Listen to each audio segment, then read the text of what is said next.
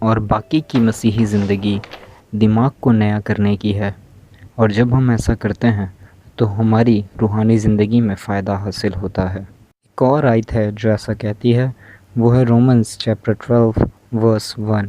I beseech you, therefore, brethren, by the mercies of God, that you present your body a living sacrifice, holy, acceptable unto God, which is your reasonable service. And be not conformed to this world, but be transformed by the renewing of your mind, that you may prove what is that good and acceptable and perfect will of God. Romans chapter 12 کی ورس 2 کے اندر ہمیں پتہ چلتا ہے کہ ہمیں اس دنیا کا ہم شکل نہیں بننا ہے۔ کنفارمڈ کا مطلب ہے کیسی جگہ پہ آ جانا جہاں پہ آپ کو دباؤ ملے گا، دنیا کی طرف سے، شیطان کی طرف سے، حالاتوں کی طرف سے۔ آپ زندگی میں آگے نہیں بڑھ سکتے بنا پریشر کے۔ تو اسی طرح کی ہمیں بہت ساری مثالیں مل جاتی ہیں، مگر ہم نے ان سب کو اوائڈ کرنا ہے اور آگے بڑھنا ہے۔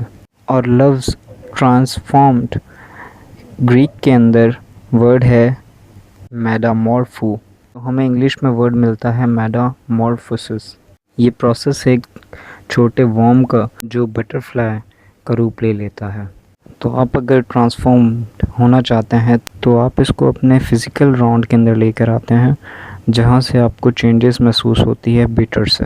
غمگین انسان سے، ایک بیمار انسان سے، ایک ہارے ہوئے انسان سے آپ ٹرانسفارمڈ ہو جاتے ہیں، اور وہیں خدا چاہتا ہے کہ آپ وکٹیریس ہوں۔ اور خداوند کا جو کلام ہے وہ ہمیں سکھاتا ہے کہ آپ کیسے ہو سکتے ہیں یہ عقل کے نیا ہو جانے سے۔ تو کیسے آپ اپنے ذہن یا عقل کو نیا کر سکتے ہیں؟ خدا کا کلام کہتا ہے، خدا کے کلام سے، اس کی روحانی سچائی سے، نئی ویلیوز سے، نئے ایٹیٹیوڈ سے۔ اور آپ کو کنفرم کرنا ہے کہ خدا کا کلام کیا کہتا ہے آپ کے بارے میں۔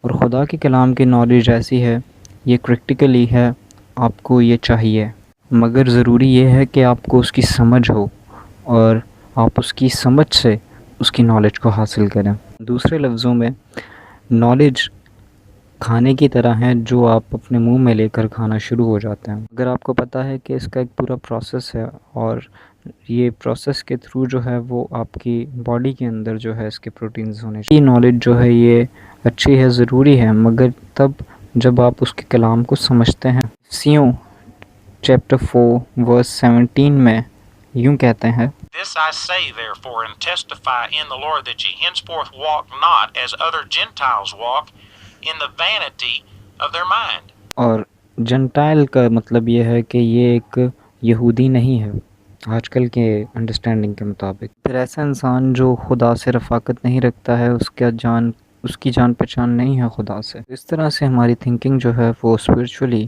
ناٹ ٹرانیکل ہے۔ اگر ایسا ہے تو وہ جو فلو زندگی کا خدا کی طرف سے آپ کی زندگی میں آ رہا ہے وہ رک جائے گا۔ کچھ اس طرح سے ہوں گے زندگی میں جو کہ رومنز 8:6 میں لکھا ہے۔ And that verse says, to be carnally minded is death, but to be spiritually minded is life and peace. یہ سمپلی یہ نہیں ہے کہ یہ گناہگار دماغ ہے۔ سارے سن جو ہیں وہ کرنولیکل ہیں، لیکن سارے کرنولیکل جو ہیں وہ سن نہیں ہیں۔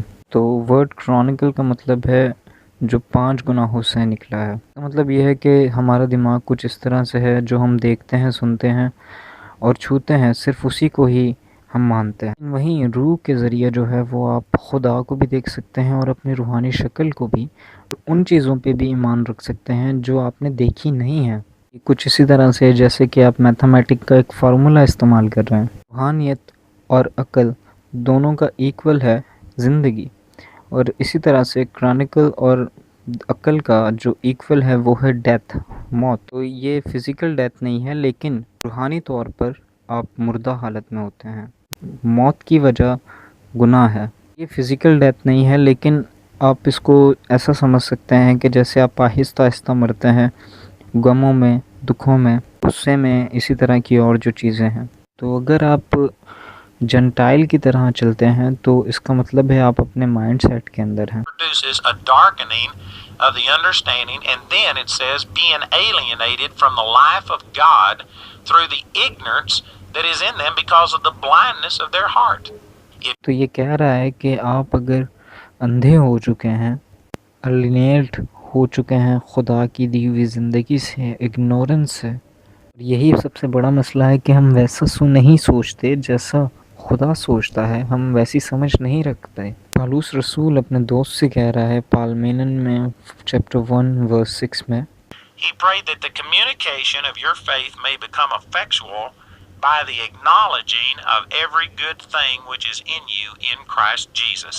کمیونیکیشن جو ہے آپ کے ایمان میں ریفلیکٹویشن ہے، جس کا مطلب ہے ورکنگ ایمان میں کام۔ یہ کیسے ہوگا؟ جب ہم ایکنالج کریں گے وہ تمام تر اچھی چیزوں کو جو مسیح یسوع میں ہیں۔ تو کیا اس کا مطلب ہے کہ ہم جائیں اور زیادہ انوائٹنگ پائیں اور زیادہ جو ہے وہ ایمان میں ایسے ہم بڑھتے جائیں، گیت گائیں زور زور سے اور نعرے لگائیں؟ یہی سب باتیں ہیں جو آپ نے سنی ہوں گی ایمان کے بارے میں، کس طرح سے ایمان بڑھا ہوا ہے ان لوگوں کا، لیکن کانسیپٹ ہے، یہ سچائی نہیں ہے۔ ایک پروسیس ہے نئے عقل کا، اور نئے عقل کے اس عمل کا ایسا پروسیس ہے، مگر ایک تھاٹ ایسی ہے جو ایک پروسیس کو بڑھنا شروع کر دے گی، ایک پروسیس کو بڑھا دے گی۔ صبر ہوگا، برکت ہوگی، اسٹینڈنگ ہوگی، میٹورنگ ہوگی۔ جب آپ سچ کو مانیں گے، وہ ایک سچ کیسی بات ہے کہ وہ آپ کی زندگی کو تبدیل کر دے گا۔ تو آپ اگر اپنے رینیوئنگ کو پا لیتے ہیں تو آپ کی جو فزیکل باڈی ہے اس کو بھی بینیفٹ حاصل ہوگا۔ تو اگر آپ ان کلام کی باتوں کے اوپر توجہ کرتے ہیں، انہیں سمجھتے ہیں، ان کے اوپر ایمان رکھ کر چلتے ہیں، تو ضرور ہے کہ آپ اپنی زندگی میں اچھی چیزیں پائیں گے۔ آپ کو پھر نظر آئے گی وہ پرفیکشن جو آپ کی روح میں ہونی چاہیے تھی۔ پھر روح سے نجات جو ہے وہ پانی کی طرح بہنا شروع ہو جائے گی، آپ کے سول کے ذریعہ سے آپ کی باڈی میں، آپ کے اس ہر ایک حصے کو صحیح کرنا شروع ہو جائے گی جو خراب تھا۔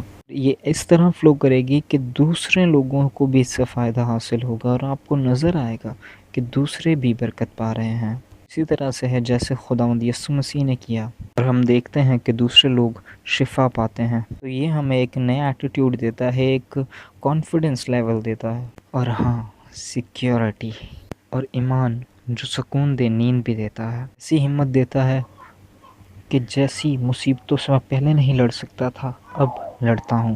تو امید کرتا ہوں یہ سچائی آپ کو آزاد کرے گی، اور آپ سب مسیح میں سلامت رہیں۔ آمین۔ In the name of Yahushua HaMashiach.